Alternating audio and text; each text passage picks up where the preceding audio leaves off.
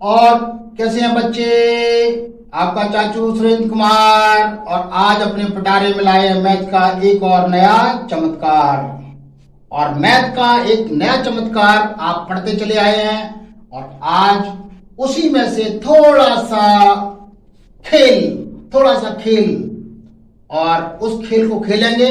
आपसे मैं कई प्रश्न करूंगा और उसमें आप मुझे बताएंगे कि इसे किस तरीके से सॉल्व किया जा सकता है।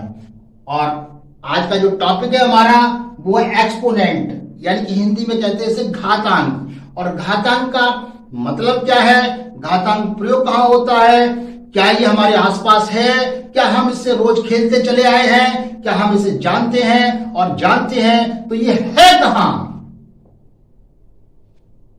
इस तरीके के हमारे पास प्रश्न होने चाहिए। बहुत सिंपल लेकिन एक मैथमेटिक्स का नया खेल। इसमें कुछ शब्द आएंगे, पावर, बेस, नंबर पावर या एक्सपोनेंशियल फॉर्म, ठीक है। इस तरीके के शब्द आएंगे, वो आपको ध्यान देना है क्योंकि ये बेसिक चीजें हैं और ये आगे चल के बहुत ही सिंपल हो जाएगा हमारी मैथमेटिक्स में, जनरली आ जाएगा। तो ये बेसिक है, इसलिए आपको थोड़ा सा ध्यान देना है और थोड़ा सा नहीं, काफी ध्यान देना है क्योंकि इसी पर आधारित मैथमेटिक्स है। जितना भी मैथमेटिक्स मिलेगा वो इसी पर आधारित मिलेगा। तो बात करते हैं आज, जरा गौर करिए थोड़ा सा, आप क्या क्या जानते हैं, आपने क्या क्या सीखा। पहला प्रश्न है मेरा, आपने क्या क्या सीखा। क्या आप ऐड करना जानते हैं, यानी जोड़ना जानते हैं? बिल्कुल जानते हैं।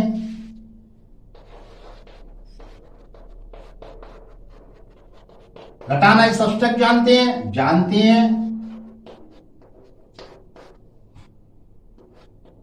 घटाना जानते हैं, बिल्कुल जानते हैं। घटाना बड़ी आसानी से कर लेते हैं। अच्छा, डिवीजन बिल्कुल जानते हैं। भाग देना बिल्कुल जानते हैं। या मल्टीप्लिकेशन,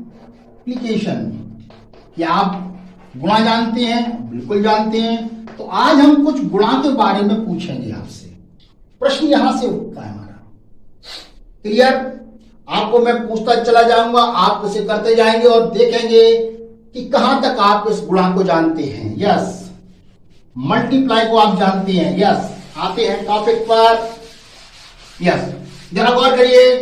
पहला क्वेश्चन, 2 into 2 में मल्टीप्लाई करिएगा तो कितना आया? बिल्कुल 4 आया, नो प्रॉब्लम। दूसरा क्वेश्चन, 2 into 2 में मल्टीप्लाई किया तो कितना आया?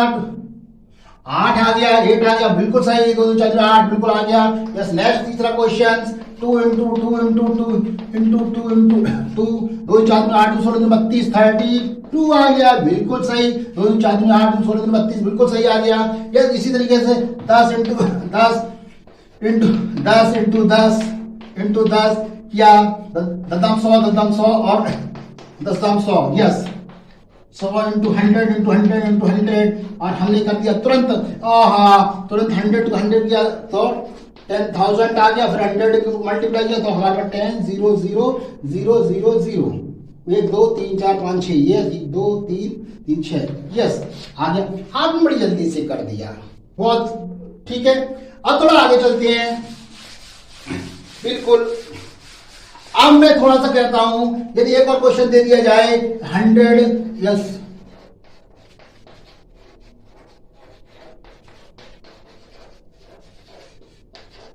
ये किया जाए, अरे सर ये तो बड़ा लंबा हो जाएगा, बोर्ड में भी नहीं आएगा। हो जाएगा कि नहीं? अब इसी चीज को फोल्ड कर दिया गया। उन्होंने कहा इस चीज को इस तरीके, ये तो बहुत छोटे हैं, 1 2 3 4 5, केवल 5 है। 1 2 3 4 5, 1 2 3 4 5, केवल 5 0 हैं। यदि और लंबा हो तो क्या होगा? अब उन्होंने क्या किया, इसे फोल्ड कर दे भाई, इसे फोल्ड कर दे। फोल्ड कर दिया, क्या किया? 1 2 3 4 5 10 पर 5 लिख दिया, फोल्ड कर दिया। बीच में फिर मल्टीप्लाई कर दिया, 1 2 3 4 5 10 पर 5 कर दिया, फिर फोल्ड कर दिया, 10 पर 5 कर दिया, यस 1 2 3 4 5, 10 पर 5 कर दिया। अब इस बड़ी चीज को उसने छोटे में कर दिया। पहले क्या था हमारे सामने, इतना बड़ा रेडियो आता था पापा के जमाने में, अरे तुम्हारे दादाजी के जमाने में देख लीजिए, इतना बड़ा आता था। आज सारा का सारा छोटे से मोबाइल में, इतने से मोबाइल में सारी चीजें हैं। पहले जो सुन सकते थे, अब तो देख भी सकते हैं और उसमें अपनी बात भी कह सकते हैं, जैसा कि मैं कह रहा हूं। तो इसी तरीके से मैथमेटिक्स में बड़ी संख्या को छोटी संख्या में बदला गया और उसे इस तरीके पोजीशन में रख दिया गया। अब क्या किया, मल्टीप्लाई करना है, तो हमने सीधी 5 5 को जोड़ दिया, तो ये 15। यदि मैं इनकी सबको मल्टीप्लाई करूं तो आना कितना चाहिए, 1 पर 1 2 3 4 5 6 7 8 9 10 11 12 13 14 15 1 2 3 4 5 6 7 8 10 11 12 13 14 15, यस इतना आना चाहिए। अब इनका मल्टीप्लाई करने में इतना आना चाहिए। उसने एक छोटी सी बात कह दी, यदि मान लीजिए इतने को इतनी में गुणा करें, बहुत प्रॉब्लम आ जाएगी, कॉम्प्लिकेटेड प्रॉब्लम आ जाएगी, बोर्ड पे भी नहीं आ पाएगा। जब ये ऐसे नंबर बोर्ड पर नहीं आ पाएगा तो फिर कैसे मल्टीप्लाई करें। तो उन्होंने कहा फोल्ड करके मल्टीप्लाई कर दिया। उस फोल्ड को ही कह दिया गया घातांक, एक्सपोनेंट। इस फोल्ड को एक्सपोनेंट कर दिया गया। समझ में आ रही है। अभी तक एक्सपेंशन पढ़ रहे थे हम लोग, खोल रहे थे, अब खोलने को बंद कर रहे हैं, बस थोड़ी सी बात, छोटी सी बात। अब ये नंबर, इतने बड़ा नंबर कहां मिलेगा, मैंने कहा कहां मिलेगा हमें। यदि मान लीजिए मैं जाना चाहता हूं चंद्रमा पर,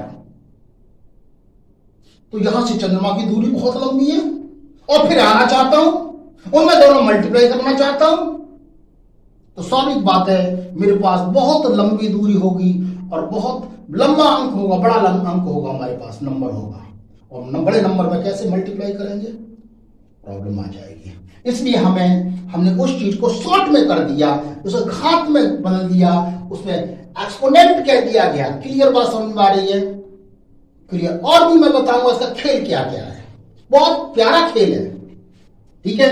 अब बात आती है, इसका नाम तो एक्सपोनेंट दे दिया गया, चलो ठीक है, इसका नाम एक्सपोनेंट दे दिया गया, ठीक है, बिल्कुल सही है कि एक्सपोनेंट की पोजीशन में आ गया। लेकिन यार इसमें दो चीजें नहीं है, एक जी 10 है 15 है, दो चीज नहीं है। अब दो चीजों को अलग अलग नाम दिया गया, तो इसे जो नाम दिया गया वो दिया गया पावर। देखिए मैंने कहा इसमें कुछ शब्द आएंगे, इसे क्या दिया गया पावर, यानी कि हिंदी में कहते हैं घात, और इसे कह दिया गया बेस, यानी कि आधार, इसे कह दिया गया आधार। यानी बेस और पावर के बीच में, बेस और पावर के बीच में एक्सपोनेंट तैयार होता है। यदि बेस और पावर नहीं है, एक्सपोनेंट नहीं हो सकता, वो केवल एक नंबर ही होगा, वो केवल एक नंबर ही होगा। मान लीजिए मैंने कोई संख्या लिख दी x और उसको पावर लिख दिया 1, किसी में पावर 1 तो होती है, तो इसका मतलब है कि वैसे तो x हमारा बेस है और पावर 1 है, x हमारा बेस है, पावर 1 है। अब हम लिखेंगे कैसे इसे, और इसी पूरी कंडीशन को कह दिया गया एक्सपोनेंटल फॉर्म। क्या कह दिया, एक्सपोनेंटल फॉर्म, एक्सपोनेंशियल फॉर्म। बात समझ आ रही है। तो हमारे पास एक्सपोनेंशियल फॉर्म आ गई। किस तरीके और भी देखते हैं, आगे एग्जांपल देते हैं, और भी बताऊंगा इसका प्रयोग क्या होगा। जरा गौर करिए एक चीज और, मान लीजिए हमारे पास 2 × 2 × 2 × 2 × 2 × 2 × 2 मल्टीप्लाई का ही है ये, याद रखना, ये याद रखना है। मल्टीप्लाई, इनके बीच में मल्टीप्लाई आता है, कोई प्लस नहीं आता है, इसलिए मैंने कहा मल्टीप्लाई का खेल है ये, मल्टीप्लाई का खेल है टोटली। और जरा गौर करिए, मैंने क्या कर दिया, 1 2 3 4 5 6, 2 पर 6 कर सकता हूं, बिल्कुल सेम संख्या होनी चाहिए, यानी जो हमारा पास बेस है सेम है। क्लियर बात समझ में आ रही है कि नहीं आ रही? यस। तो हमने ये हमारे पास हो गया पावर और ये हमारे पास हो गया बेस, समझ में आ रही है? और इस पूरे घटना को हमने क्या दिया, एक्सपोनेंटल